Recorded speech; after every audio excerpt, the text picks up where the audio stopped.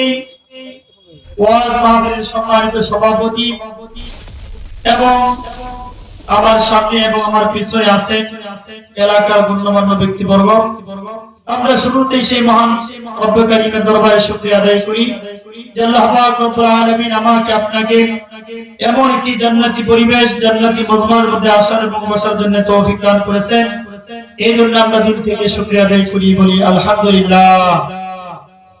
আল্লাহ তাআলা কোরআনুল কারীমের মধ্যে বলেছেন, আল্লাহ তাআলা আমাকে আপনাকে যত সময় সংক্ষেপ একটা আয়াতের উপরে আলোচনা করে শেষ করব ইনশাআল্লাহ। আল্লাহ তাআলা কি বলে? وَمَن يُطِعِ اللَّهَ وَالرَّسُولَ فَأُولَئِكَ مَعَ الَّذِينَ أَنْعَمَ اللَّهُ عَلَيْهِم مِّنَ النَّبِيِّينَ وَالصِّدِّيقِينَ وَالشُّهَدَاءِ وَالصَّالِحِينَ। এই আয়াতের মধ্যে তাফসীরের মধ্যে আসছেন হযরত সাওবান রাদিয়াল্লাহু তাআলা আনহু, আল্লাহর নবী জনাব মুহাম্মদুর রাসূলুল্লাহ সাল্লাল্লাহু আলাইহি ওয়াসাল্লামের সামনে বসা সাওবান রাদিয়াল্লাহু তাআলা আনহু বলেন, ওগো আল্লাহর নবী, আমার একটা প্রশ্ন জাগতেছে। আল্লাহ তাআলা সাওবান রাদিয়াল্লাহু তাআলা আনহু এই প্রশ্ন করার কারণে আল্লাহ তাআলা আয়াত নাযিল করলেন। আল্লাহ তাআলা আয়াত নাযিল করে বলে দেয়, ওগো পয়গম্বর, আপনি আপনার সাহাবীগুলোকে বলে দেন, শুধু সাহাবী নয়, পৃথিবীর জমিনে যেই মানুষগুলো নেবে, যেই মানুষগুলো পৃথিবীর জমিনের মধ্যে কিয়ামত পর্যন্ত আসবে, যদি রাসূলকেও না পায়, সাহাবাত রাদিয়াল্লাহু তাআলা বলেন, ওগো আল্লাহর নবী, আপনাকে যদি দুনিয়ার জমিনের মধ্যে না পায়, ওগো নবী, এখন আপনার সামনে সরাসরি আপনার আলোচনা শুনতেছি গো পয়গম্বর, আপনি যখন দুনিয়ার জমিনের মধ্যে থাকবেন না, নবী গো, কোন জিনিস নিয়ে দুনিয়ার জমিনের মধ্যে আমরা চলবো, আমরা কোন জিনিসকে অনুসরণ করব? আল্লাহ তাআলা আয়াত নাযিল করে বলে দেন, ওগো পয়গম্বর, আপনি আপনার সাহাবীগুলোকে বলে দেন, যেই মানুষগুলো আল্লাহর নবীকে পাবে না, আল্লাহর নবীকে না পাওয়ার পরে ওই আয়াত অনুসরণ করবে, ওয়ামান ইউতিল্লাহ ওয়ার রাসূল, যারা আল্লাহ এবং আল্লাহর নবীর তাআত করবে, অনুসরণ করবে, আল্লাহ তাআলা বলে, বান্দা, যেই মানুষগুলো এই আয়াত অনুসরণ করবে, রাসূলকে কিন্তু পায় নাই, আল্লাহ তাআলা বলে এই আয়াত অনুসরণ করার কারণে আল্লাহ তাআলা ওই মানুষগুলোকে চার শ্রেণীর ব্যক্তির সাথে জান্নাতের মেহমান বানিয়ে দিবেন। এক নম্বর, আল্লাহ নবী বলেন, ওয়ামান ইউতিল্লাহ ওয়ার রাসূল ফাউলাইকা মা'আল্লাযীনা আন'আমা আল্লাহ। আল্লাহ বলেন, ও দুনিয়ার মানুষ, আমি যাদেরকে নিয়ামত দিয়েছি, এই আয়াতের মধ্যে চারটা বিষয়, চারটা প্রকৃতির মানুষের কথা বলেন, চার শ্রেণীর ব্যক্তির মাধ্যমে আল্লাহ তাআলা এক শ্রেণীর ব্যক্তি বলেন, মিনান নাবিয়িনা ওয়াস সিদ্দীকিনা ওয়াশ শুহাদা।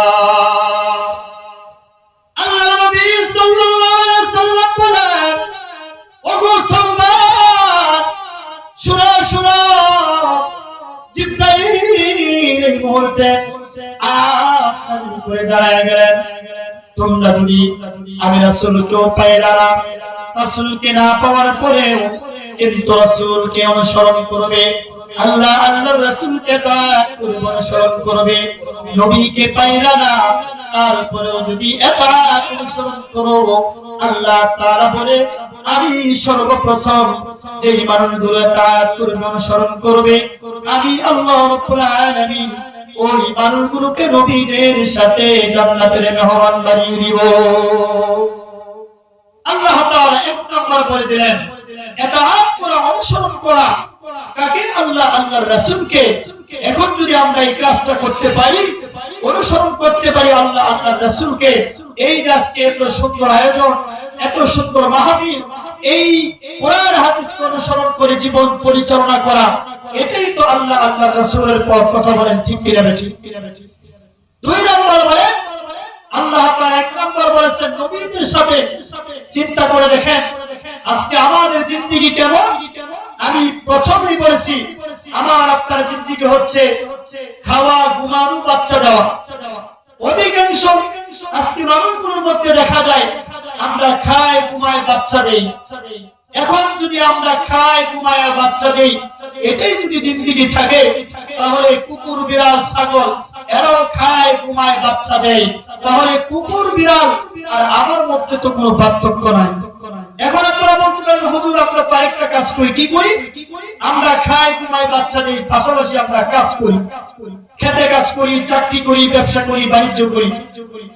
আল্লাহ তাআলা বলেন, ও বান্দা, ওই যে তাকাইয়া দেখো, ইহুদি, খ্রিস্টান, নাসারা, বৌদ্ধ যারা আছে তারাও তো খায়, ঘুমায়, বাচ্চা দেয়, পাশাপাশি চাকরি করে, ব্যবসা করে, কর্ম করে। তোমার জিন্দেগি যদি খাও, ঘুমাও, বাচ্চা দেওয়ার যদি কর্ম করো, এটাই যদি জিন্দেগির মূল মাত্রা, মাকসাদ থাকে, তাহলে বান্দা তুমি মুমিন কখনো হইতে পারবা না।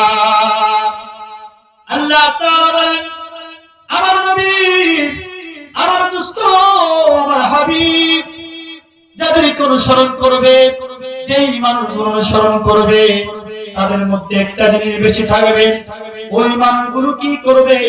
খাবে, ঘুমাবে, বাচ্চা দিবে, কর্ম করবে, পাশাপাশি মালিক আল্লাহ রাব্বুল আলামিনের ইবাদত করবে। বলেন সুবহানাল্লাহ। আল্লাহ তাআলা বলেন, আল্লাহর নবীকে বলে, নবী আপনি তাদেরকে জানিয়ে দেন, ইহুদি, খ্রিস্টান, বৌদ্ধ, হিন্দু, নাসারা তারাও খাবে, ঘুমাবে, বাচ্চা দিবে, কর্ম করবে। তোমার উম্মতগুলো যদি খায়, ঘুমায়, বাচ্চা দেয় আর কাজ কাম করে, এটাই যদি জিন্দেগি হয়, এটা কিন্তু উম্মতের বৈশিষ্ট্য হতে পারে না। এটা একজন মুমিনের বৈশিষ্ট্য হতে পারে না। একজন মুমিনের আদর্শ এটা হতে পারে না।